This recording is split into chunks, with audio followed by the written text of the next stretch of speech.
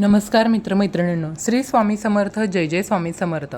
दीपावलीच्या लक्ष्मीपूजनाच्या सर्वांना हार्दिक शुभेच्छा. आपल्या चॅनेलमध्ये सर्वांचं खूप खूप मनापासून स्वागत आहे. मैत्रिणींनो, लक्ष्मीपूजनाची कथा आजच्या या व्हिडिओमध्ये आपण ऐकणार आहोत. तर कथेला सुरुवात करण्यापूर्वी चॅनेलवरती जर नवीन असाल तर चॅनेलला लाईक, शेअर, सबस्क्राईब करा आणि कमेंट्समध्ये लक्ष्मी माते नमः असं लिहायला विसरू नका. चला तर मग व्हिडिओला सुरुवात करूया. शास्त्रानुसार माता लक्ष्मीला संपत्ती आणि समृद्धीचं प्रतीक मानलं जातं. पुरातन काळातील ही कथा आहे. एका गावामध्ये एक ब्राह्मण जोडपं राहत होतं. ते आपल्या घरामध्ये माता लक्ष्मी आणि गणपती यांची पूजा करत असत. ब्राह्मण दररोज त्यांची पूजा अर्चा करत असे. त्याची पत्नी स्वयंपाक केल्यावर ती त्यांना नैवेद्य दाखवत असे. हे वर्षानुवर्ष चालू होतं. पण जसजसं त्यांचं वय होत गेलं तसतसं त्यांच्यामध्ये लहान लहान गोष्टींवरून भांडण तंटे होऊ लागले. ती ब्राह्मण पत्नी भोजन बनवत असे, पण नैवेद्य मात्र त्या ब्राह्मणाला दाखवायला सांगत असे. पण तिला ब्राह्मण म्हणत असे की नैवेद्य दाखवण्याचे काम हे तुझं आहे, माझं काम पूजा अर्चा करण्याचं आहे, ते माझं काम मी केलेलं आहे. अशा प्रकारे प्रत्येक गोष्टींवर त्यांचं रोज भांडण होऊ लागलं. हे काम कर तू कर, हे काम तू कर, तू कर, हे काम तू कर, अशा भांडणात त्यांचं दिवस हळूहळू निघून चालले होते. असंच एके दिवशी कार्तिक महिना चालू होता आणि तो दिवाळीचा दिवस होता. ब्राह्मणाच्या पत्नीनं जेवण बनवलं आणि ती ब्राह्मणाला म्हणाली की तुम्ही नैवेद्य दाखवा.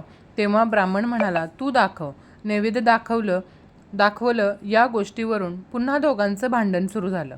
दिवाळीचा दिवस असूनही दोघेजण भांडू लागले.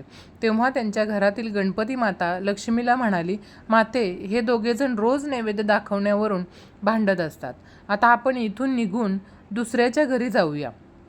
असे म्हणून माता लक्ष्मी आणि गणपती तिथून निघून गेले आणि तिथून निघून गेल्यावरती काही अंतरावर त्यांना एक घर दिसतं आणि ते त्या घरामध्ये प्रवेश करतात. तेथे गेल्यावर ते पाहतात की तिथे देखील दोन्ही जावांमध्ये भांडण सुरू आहे. घराचं अंगण अगदी खराब होतं. खरकटी भांडी इकडे तिकडे पसरलेली होती. सर्वत्र दुर्गंध सुटला होता आणि माशा देखील सर्वात येत होत्या. तेव्हा माता लक्ष्मी गणपतीला म्हणाली की आपण इथे थांबू शकत नाही, आपण दुसरं एखादं घर शोधूया. लगेच ते त्या घरातून निघाले आणि थोड्या अंतरावरती असलेल्या दुसऱ्या एका घरामध्ये गेले. इथे गेल्यावरती त्यांनी पाहिलं की सासू आणि सुनेमध्ये भांडण सुरू आहे. तिथे देखील सर्वत्र पसारा पडलेला आहे. कुठेही भोजनाची काहीही व्यवस्था नाही आहे. त्यानंतर ते तिसऱ्या घरी गेले. तेव्हा तिथं देखील नणंद आणि भाऊजं यांच्यामध्ये भांडण चालू होतं. तिथून ते पुढच्या घरात गेले तर भावाभावांमध्ये भांडण सुरू होतं. तर अशा प्रकारे ते जितक्या घरामध्ये गेले तिथे प्रत्येक घरामध्ये कुठे ना कुठे काही ना काहीतरी भांडण तंटा सुरूच होता आणि सर्वत्र पसारा पडलेला होता. तेव्हा माता लक्ष्मी गणेशाला म्हणाली, पुत्रा, कुठेही आपल्या भोजनाची व्यवस्था दिसत नाही, तेव्हा आपण त्या ब्राह्मणांच्या घरी जाऊया. असे म्हणत ते दोघेजण पुन्हा ब्राह्मणाच्या घरच्या दिशेने जाण्यास निघाले. ते जेव्हा ब्राह्मणाच्या दाराजवळ पोचले तेव्हा त्यांना घरातून पंचपक्वान्नांचा सुगंध येत होता. गणपतीने दरवाजा वाजवला तेव्हा आतून ब्राह्मणाच्या बायकोला आवाज दिला, कोण आहे? तेव्हा गणपतीनं तिला सांगितलं की दार उघडा, आम्ही आहोत. तेव्हा ब्राह्मणाची पत्नी म्हणाली, मी दरवाजा उघडणार नाही, तुम्ही अगोदर निघून गेलात आणि आता का आला?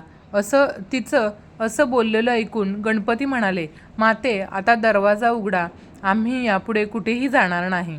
तेव्हा ती वृद्धा म्हणाली की मी हे असं मान्य करू की तुम्ही पुन्हा इथून जाणार नाही. अगोदर तुम्ही मला वचन द्या, तरच मी दरवाजा उघडेल. तेव्हा लक्ष्मी माता त्या ब्राह्मण पत्नीस म्हणाली, बोल, तुला काय हवे आहे? तेव्हा ब्राह्मणी म्हणाली, अन्न दे, धन दे, आम्ही दोघे म्हातारी पुन्हा तरुण होऊ देत. तेव्हा माता लक्ष्मी म्हणाली, तथास्तु. लगेचच ब्राह्मणाच्या पत्नीने दरवाजा उघडला. तेव्हा माता लक्ष्मी आणि गणपती ब्राह्मण पत्नीला म्हणाले, आज तर तू तुझ्या मनाप्रमाणे करून घेतलंस, पण लक्षात ठेव, तुला जे काही मिळालं आहे त्याचं जतन करण्यासाठी तू नेहमी दिवाळीच्या दिवशी रात्री आपल्या अंगणामध्ये चौमुखी दीप नेहमी तेवत ठेव. असं केल्यामुळं तुझ्या 7 पिढ्यांपर्यंत मी तुझ्या घरामध्ये विराजमान राहणार आहे. असं म्हणून गणपती आणि माता लक्ष्मी त्या ब्राह्मणाच्या घरी विराजमान झाले. जसे त्या वृद्ध दाम्पत्यावरती माता लक्ष्मी आणि गणपतीने कृपा केली, तशी ती तुम्हा आम्हावरही कायम करू या सदिच्छा. आता आपण पाहणार आहोत की माता लक्ष्मी आणि गणपती सोबत का असतात. अशी मान्यता आहे की संपत्ती आणि समृद्धीमुळे देवी लक्ष्मीचा गर्व होतो. याच कारणामुळे भगवान विष्णूंना त्यांचा गर्व संपवायचा होता. म्हणूनच त्यांनी माता लक्ष्मीला सांगितलं की जोपर्यंत स्त्री आई होत नाही तोपर्यंत ती पूर्ण होत नाही. माता लक्ष्मीला मुलगा झाला नाही, त्यामुळे भगवान विष्णूचे म्हणणं ऐकून ती खूप निराश झाली. मग ती मदत मागण्यासाठी माता पार्वतीकडे पोहोचली. माता पार्वतीला 2 मुले होती, म्हणून तिने माता लक्ष्मीला सांगितले की ती आपला एक मुलगा दत्तक घेऊ शकते. माता पार्वतीला माहिती होतं की लक्ष्मीजी एका जागी फार काळ थांबत नाही, त्यामुळे ती मुलाची योग्य काळजी घेऊ शकत नाही. पण तिची वेदना समजून माता पार्वतीने तिला आपला मुलगा गणेश दिला. माता पार्वतीचा पुत्र गणेश मिळाल्यावर लक्ष्मी माता खूप प्रसन्न झाली आणि ती गणेशाची खूप काळजी घेईल असं तिनं सांगितलं. हेच कारण आहे की जो सुख आणि समृद्धीसाठी देवी लक्ष्मीची पूजा करतो त्याला प्रथम गणेशाची पूजा करावी लागते. आणि कोणत्याही शुभ कार्यासाठी लक्ष्मीची पूजा करण्यापूर्वी गणेशाची पूजा केल्यानंतरच ती यशस्वी आणि संपन्न मानली जाते. आता आपण आणखी एक कथा पाहणार आहोत, ज्यामध्ये आपल्याला माहीतच आहे की महाभारतामध्ये पांडव दूधच्या खेळामध्ये हरले होते, त्यामुळे त्यांचे सर्व राज्य त्यांना गमवावे लागले होते. असेच एकदा युधिष्ठिरने श्रीकृष्णांना विचारले की आपण असा एखादा उपाय सांगावा की ज्यामुळे आम्ही आमचे राज्य पुन्हा परत मिळवू शकू, तसंच लक्ष्मी व धनवैभव देखील आमच्याकडे कायम राहील. तेव्हा श्रीकृष्ण त्यांना म्हणाले की जेव्हा दैत्यांचा राजा बळी हा राज्य करीत होता तेव्हा त्याची सर्व प्रजा सुखी आणि आनंदात होती. बली हा माझा प्रिय भक्त आहे. एकदा बळीने 100 अश्वमेघ यज्ञ करण्याची प्रतिज्ञा घेतली होती. त्याने 99 यज्ञ पूर्ण केले होते. आता फक्त एक यज्ञ बाकी होतं. आता मात्र इंद्राला आपलं सिंहासन गमावण्याची भीती वाटू लागली होती, कारण 100 यज्ञ पूर्ण करणारा हा इंद्र सिंहासनाचा अधिकारी असतो. आता या भीतीपोटी इंद्र महादेवांपाशी गेले, परंतु ते यावरती काही उपाय सांगू शकले नाहीत.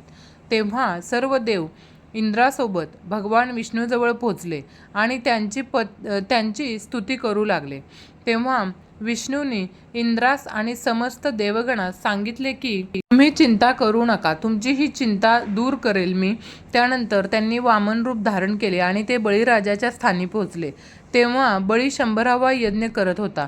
विष्णुरूपी वामनाने बळीराजाला 3 पावले जमीन मागितली. तेव्हा बळीराजाला त्यांनी संमती दिली. तेव्हा वामनरूपी विष्णूंनी एका पावलात संपूर्ण पृथ्वी व्यापली, दुसऱ्या पावलात संपूर्ण ब्रह्मांड आणि तिसऱ्या पावलामध्ये त्यांनी बळीराजाच्या डोक्यावरती पाऊल ठेवले होते.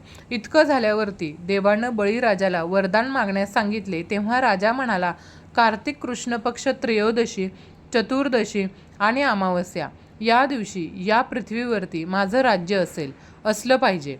या दिवसांमध्ये लोक दीपदान, दीपोत्सव असे उत्सव साजरे करतील. जे दीपावलीच्या कथा ऐकतील त्यांच्यावर ती माता लक्ष्मी नेहमी आपली कृपा ठेवेन. तेव्हा विष्णू म्हणाले, तथास्तु. या दिवसामध्ये जो कोणी माता लक्ष्मीची पूजा आमच्याकडे त्यांच्या घरात माता लक्ष्मी नेहमी वास करेल. जो कोणी व्यक्ती माता लक्ष्मीची पूजा करेल त्यांच्याकडे माता लक्ष्मी नेहमी वास करेल. म्हणून वामनाने राजा बळीला पाताळ राज्यात पाठवले होते. कार्तिक अमावस्येच्या दिवशी भगवान श्रीराम 14 वर्षानंतर वनवास करून आणि लंकापती रावणाचा नाश करून अयोध्येला आले होते.